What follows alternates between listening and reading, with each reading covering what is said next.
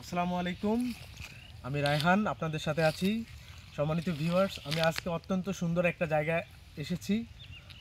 অত্যন্ত সুন্দর এখানকার আসলে পরিবেশটা আপনাদেরকে বলে আমি বুঝাইতে পারবো না। আর এই জায়গাটার সাথে আমার অতীতের অনেক স্মৃতি জড়িয়ে আছে।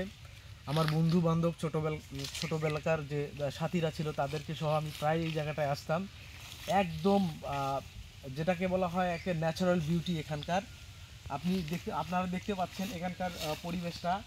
এখানে শুধু গাছ আর গাছ, মনে হচ্ছে যে আমরা কোনো একটা বনাঞ্চলের ভিতরে ঢুকে পড়ছি। এবং এখানকার পরিবেশটা দেখেন, এখানে মানুষজন খুবই কম আসেন। আর যে মানুষগুলো এখানে কৃষিকাজ করার জন্য আসেন, শুধুমাত্র তাদের একটু রেস্ট নেওয়ার জন্য এই জায়গাটা। আপনারা দেখতে পাচ্ছেন চারিদিকে অনেক সুন্দর সুন্দর ফসলের মাঠ, ভুট্টা ক্ষেত। আর এই ভুট্টা ক্ষেতটা আগে ছিল অনেক সুন্দর একটা খেলার মাঠ। কিন্তু মানে সময়ের পরিবর্তনের ফলে এই ভুট্টা ক্ষেতের মাঠের মধ্যে এখন ভুট্টা ক্ষেত হয়েছে। আপনারা আরও সুন্দরভাবে দেখতে পাচ্ছেন, অনেক সুন্দর একটা জায়গা। এদিকটা আসলে শুধু মনে হচ্ছে গাছ আর গাছ। আর এখানে মানে হাজার হাজার বিভিন্ন প্রজাতির পাখির একদম অভয়াশ্রণ্য, একদম অভয়াশ্রম। তারপরে আপনারা দেখতে পাচ্ছেন অনেক সুন্দর একটা জায়গা।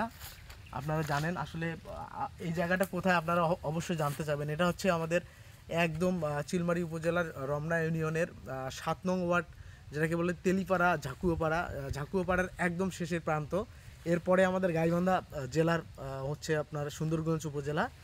এবং এখানে আসলে এই জায়গাটা খুব মানুষ কম আছে, কারণ এটা একদম নিভৃত একটা এলাকা। এখানে বিভিন্ন ধরনের পশু পাখি থাকতে পারে। এখানে শিয়ালের উপদ্রব আছে। আমরা সন্ধ্যার পরে কেউ এখানে আসতাম না। আমরা ছোটোবেলায় আমার বন্ধুদের সহ এখানে আসতাম, আমরা এখানে আড্ডা দিতাম। তাছাড়া এখানে ক্রিকেট ফুটবল খেলতাম। আমরা খেলার পরে যখন আমরা ক্লান্ত হয়ে যেতাম, তখন কিন্তু এই জায়গাটা এসে আশ্রয় নিতাম। আমরা একদম চৈত্র মাসের একদম উত্তপ্ত রোদের মধ্যে আমরা খেলাধুলা করতাম। কিন্তু খেলাধুলা শেষে যখন আমরা ক্লান্ত হইতাম, তখন কিন্তু এখানে চলে আসতাম। এবং এত সুন্দর একটা জায়গা, এখানে আপনি যদি আপনার মন খারাপ থাকে, আপনি আসবেন, অনায়াসে আপনার মনটা ভালো হয়ে যাবে। একদম বিউটিফুল একটা জায়গা। চিলমারির মানুষ আসলে এই জায়গাটা জানে না, অনেকজনে আসলে জানে না। তো আমার 2-1 বন্ধু বান্ধবকে আমি প্রায় এখানে যদি বলতো যে চল কোথাও যাই, অনেক সুন্দর একটা জায়গায় যাই, তখন কিন্তু আমি তাদেরকে এখানে নিয়ে আসতাম। এবং তারা এই জায়গাটার সৌন্দর্য উপভোগ করে কিন্তু বিমোহিত হয়ে যেত। এবং তারা বারবার আমাকে রিকোয়েস্ট করতো যে চল আরেকবার যাই। আপনারা দেখতে পাচ্ছেন এদিক ফাঁকা সুন্দর মাঠ আর মাঠ। এখানে ভুট্টা ক্ষেত আছে এবং বিভিন্ন সময়ে বিভিন্ন মৌসুমি ফসল এখানে ফলানো হয়। আপনারা দেখেই বুঝতে পারতেছেন কত সুন্দর একটা জায়গা। তো আমি আসলে আপনাদের ইনভাইট করি, আপনারা আসেন একদিন আমার সাথে ঘুরতে আসেন, আপনাদের অনেক ভালো লাগবে। তো এখানে দেখেন গাছগুলো কত সুন্দর, এবং অনেক দিন ধরে এই গাছগুলো কাটা হয় না। মনে হয় যে গাছগুলো একদম অভয়ে দাঁড়িয়ে আছে। এবং প্রকৃতি মনে হয় যে নিজ হাত দিয়ে এই জায়গাটুকু তৈরি করেছেন, এরকম একটা উপভোগ্য জায়গা। এখানে রাতের পর কিন্তু কেউ আসে সাহস পায় না। এখানে বিভিন্ন ধরনের সমস্যা থাকতে পারে, অনেকেই ভয় করে। আপনার এখানে ভূত পেত আছে, এরকমও কিন্তু একটা কুসংস্কার আছে। তাছাড়া এই এই চরাঞ্চলে এটাকে বলা হয় ডাঙ্গার চর। এবং এখানে ঝাকুয়াপাড়ার শেষ প্রান্ত। তো এখানকার যতগুলো পশু পাখি আছে, এখানে সবাই কিন্তু আশ্রয় নেয় একটা সময় এসে। তো এখানে সবচেয়ে যে বিষয়টা ভয়ঙ্কর, সেটা হচ্ছে কিন্তু শিয়ালের অনেক কাহিনী আছে এই জায়গাটাকে কেন্দ্র করে। তো একটা সময় আমরা দেখেছি যে শিয়ালের ভয়ে কেউ এখানে আসতো না। কিন্তু বিশেষ করে সন্ধ্যার পরে শুধু মানুষ না, এদিক গরু চড়ানো হয়, তারপরে ছাগল চড়ানো হয়, এবং বিভিন্ন ধরনের গবাদি পশু পাখি চড়ানো হয়। তো সেগুলোকে সন্ধ্যার পর বা সন্ধ্যা হওয়ার আগ পর্যন্ত এখানে রাখা হয় না। কেননা কথিত আছে যে এখানে শিয়াল গরু ছাগলকে একদম ধরে নিয়ে যায় মানুষের মতো করে। তো আমি আপনাদেরকে ফরিদ, তুমি সুন্দর করে দেখাও চারপাশটা, অনেক সুন্দর একটা জায়গা। তো মনে হয় যে সুন্দরবনের মধ্যে আছি। সুন্দরবনেও মনে হয় এত সুন্দর প্রাকৃতিক দৃশ্য নেই, শুধু জঙ্গল আর জঙ্গল। তো এখানে আসলে আপনি যদি চান যে ন্যাচারাল মুডে আপনি ছবি ওঠাবেন, তা ওঠাইতে পারবেন।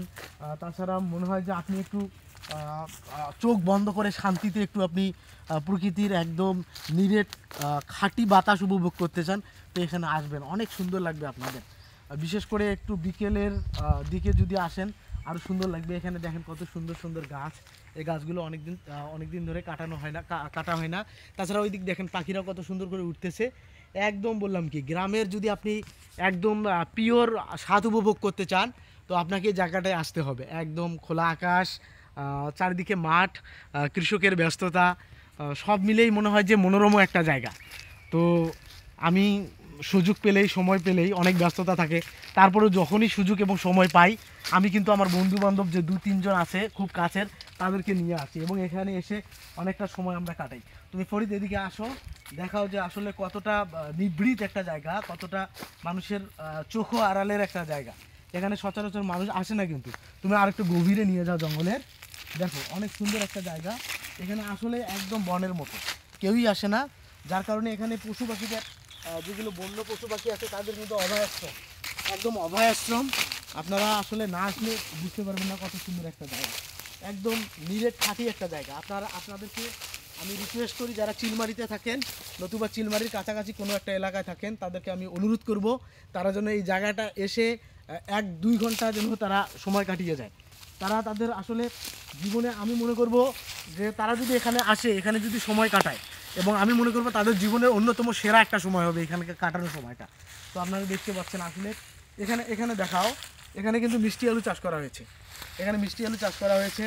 আর এখানে মিষ্টি আলু চাষ করার আমি অন্যতম কারণ মনে করি, কেননা এখানে আসলে মানুষজন খুব কম আসে, তো মিষ্টি আলু চুরি হয়ে যাওয়ার ভয় কিন্তু খুব কম, যার কারণে এখানে কিন্তু মিষ্টি আলু রোপণ করা হয়েছে, যেখানে সেখানে কিন্তু মিষ্টি আলু রোপণ করা হয় না।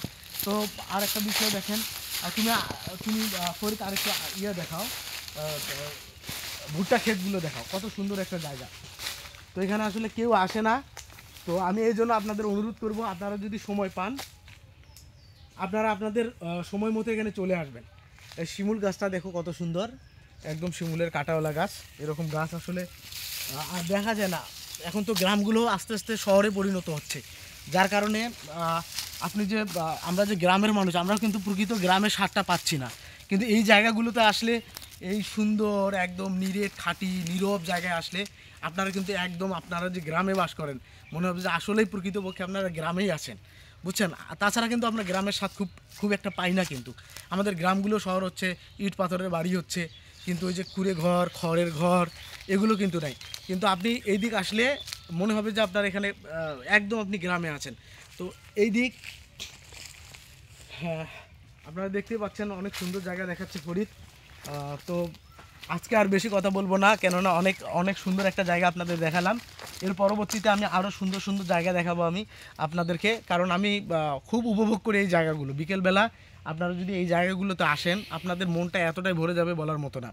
এখানে আপনি বিভিন্ন ধরনের সবজি, বিভিন্ন ধরনের শাক, বিভিন্ন ধরনের ফসল এখানে ফলে কিন্তু একদম আমাদের চিলমারি উপজেলার, আমার মনে হয় শুধু চিলমারি উপজেলা না, কুড়িগ্রাম জেলার খাদ্যশস্যের অনেক বড় একটা চাহিদা কিন্তু পূরণ হয় আমাদের এই এলাকার ফসলগুলো উৎপাদনের মাধ্যমে। তো আমি আপনাদেরকে বলবো, আপনারা যদি গ্রামকে উপভোগ করতে চান, গ্রামের পরিবেশ উপভোগ করতে চান, গ্রামের মানুষকে উপভোগ করতে চান, তাহলে আপনাদের কিন্তু অবশ্যই এখানে ঝাকুয়াপাড়া, তেলিপাড়া, তারপরে জামের তল থেকে আপনাদের এই দিক ঘুরতে হবে। এই দিক ঘুরলে কিন্তু আপনারা একদম গ্রামের একটা স্বাদ পাবেন। ধন্যবাদ ভিউয়ার্স, আমার সাথে থাকার জন্য। আপনাদেরকে অনুরোধ করব আমার সাথে থাকবেন, আমি আরও সুন্দর সুন্দর ভিডিও বানাবো, একদম খাঁটি গ্রামের ভিডিও। তো আপনারা আমার সাথেই থাকবেন, আমাকে সাপোর্ট করবেন ইনশাআল্লাহ। আসসালামু আলাইকুম।